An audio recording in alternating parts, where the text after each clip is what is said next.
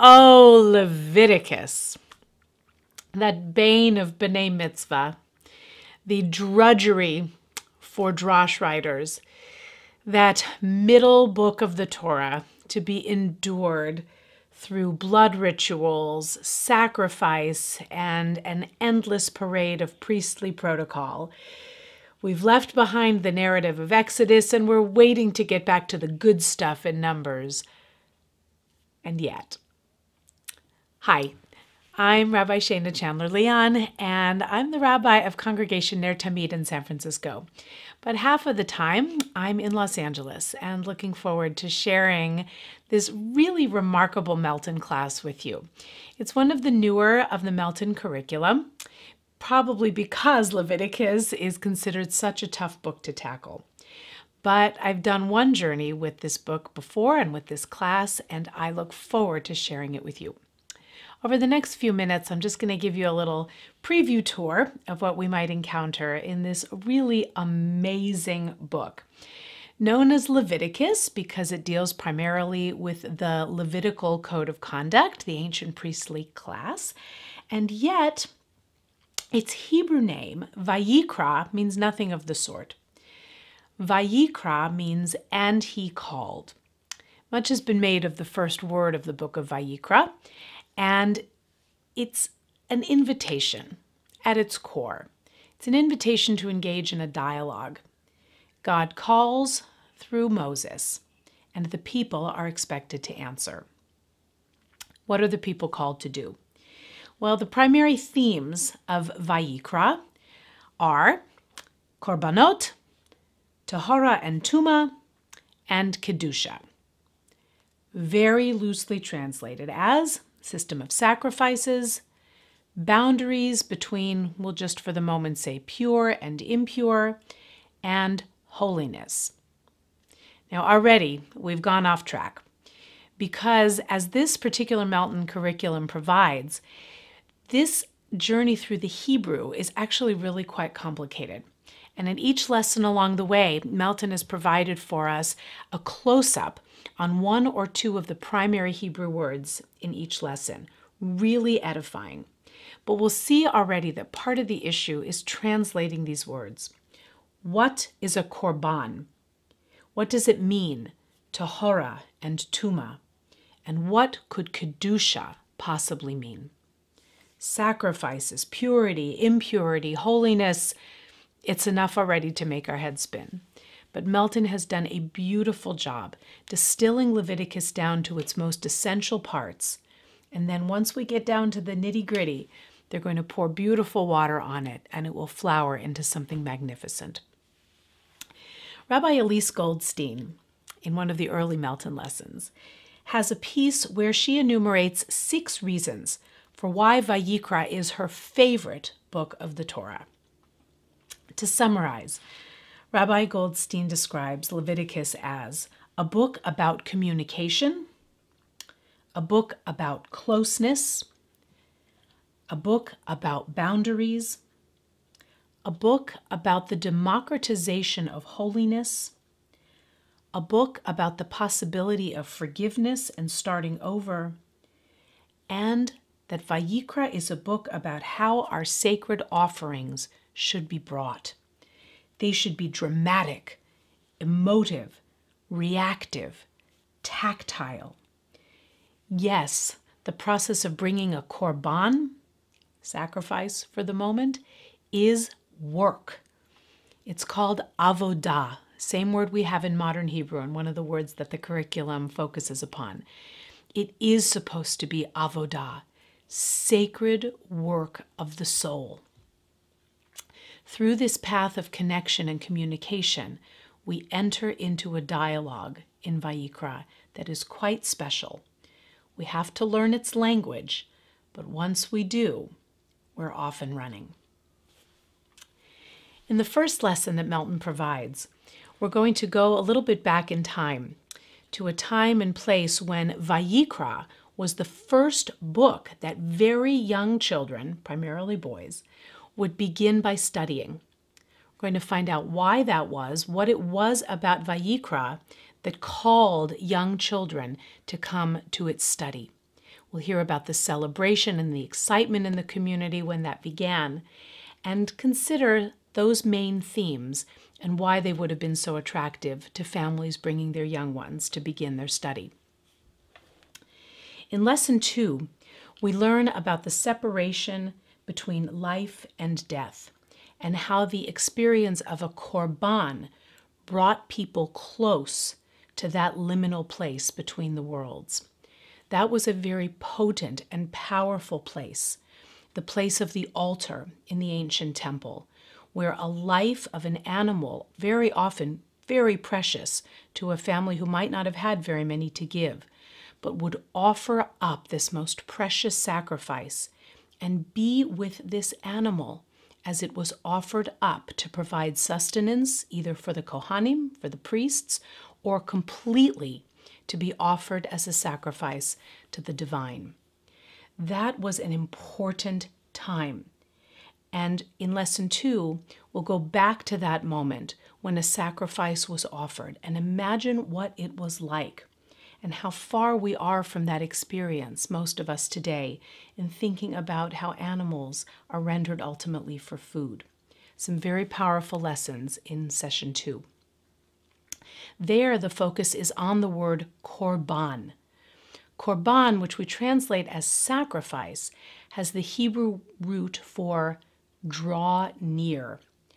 Much has been said about this reframing of the idea of sacrifice as an opportunity in the ancient world for people to draw near to the divine presence.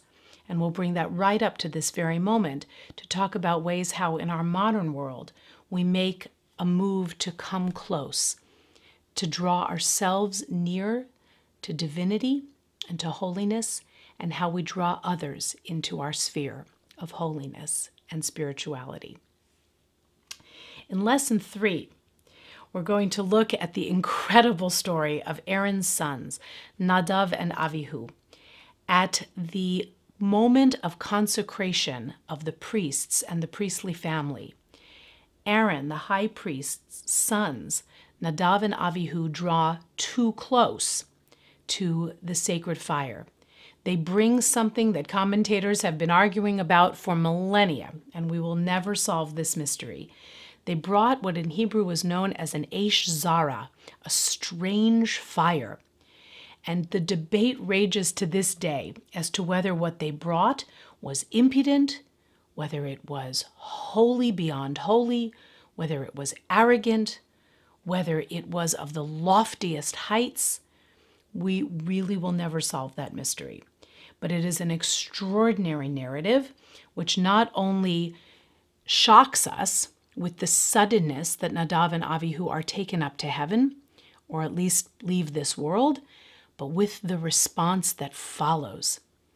An amazing scene between Moses and Aaron as they deal with the tragedy that is Aaron's sons being consumed by the fire from the heavenly altar.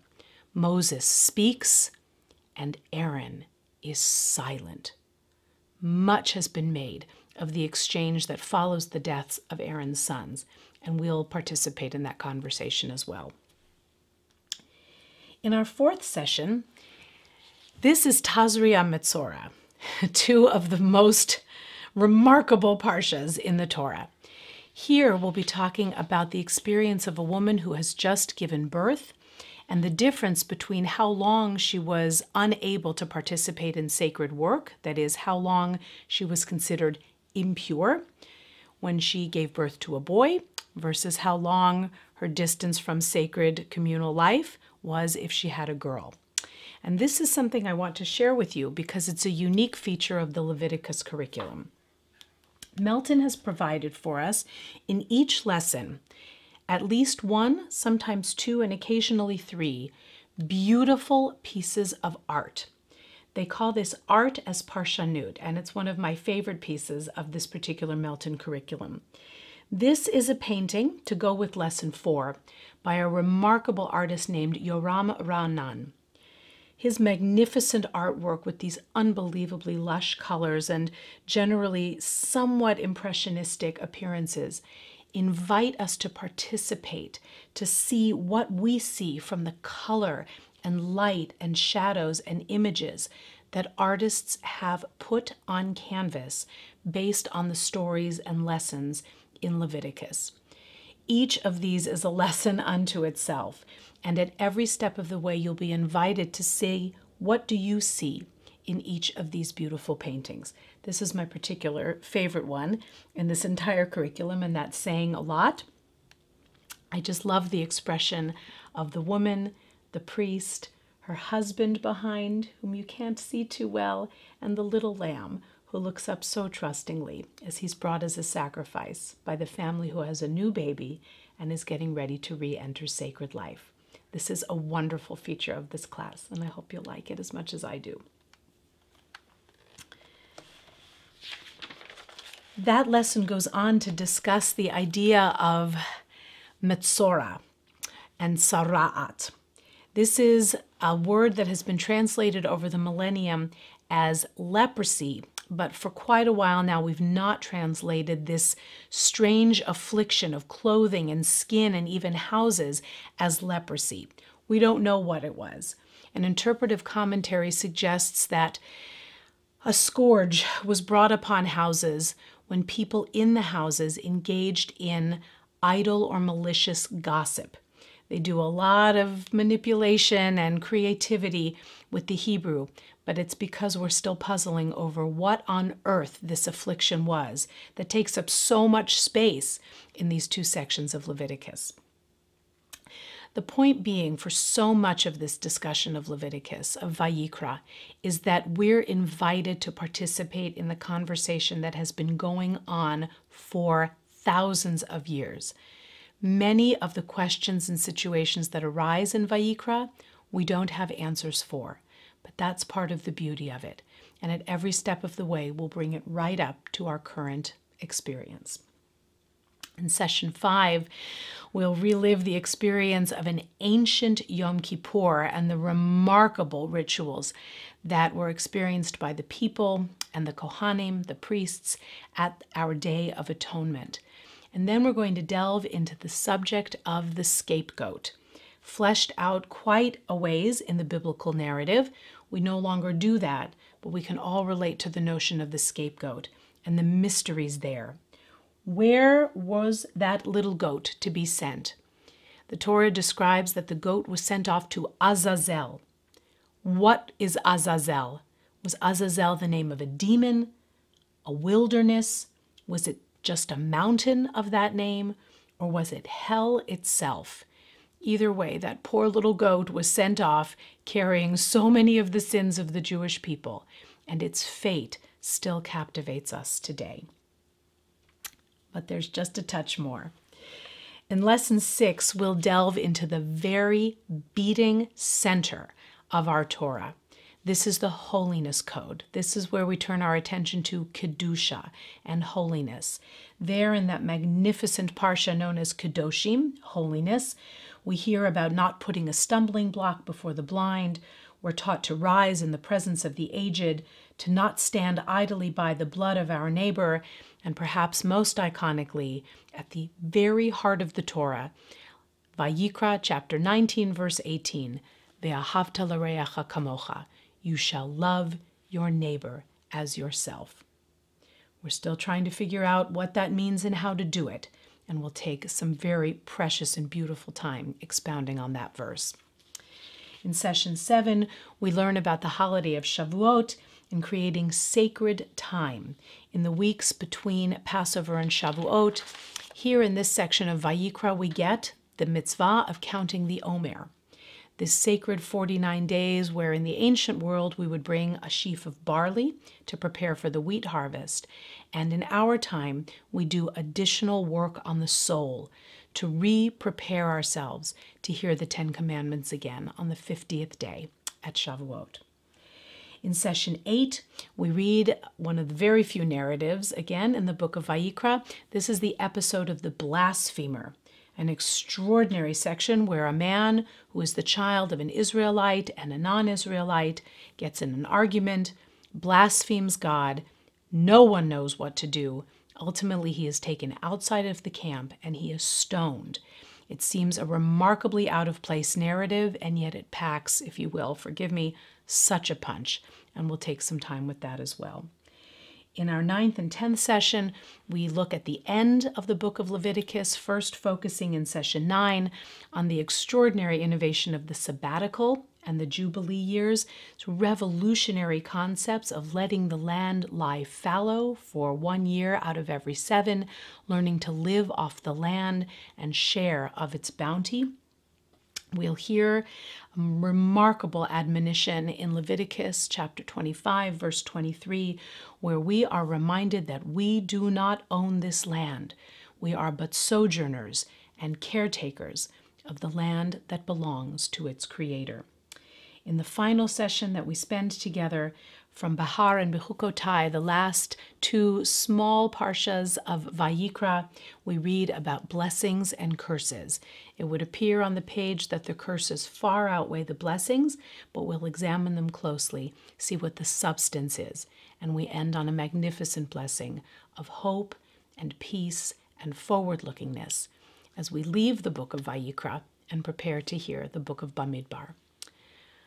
Ultimately, Vayikra is a book that begins with a call, with an invitation to engage. It is, as Rabbi Goldstein says, a book about communication. Some of the messages are garbled, they're staticky, and some are lost to us forever. But this is Vayikra, the book that is called, "And He Called." Melton issues an invitation to us to pick up that phone, engage in the conversation. Vayikra is a call.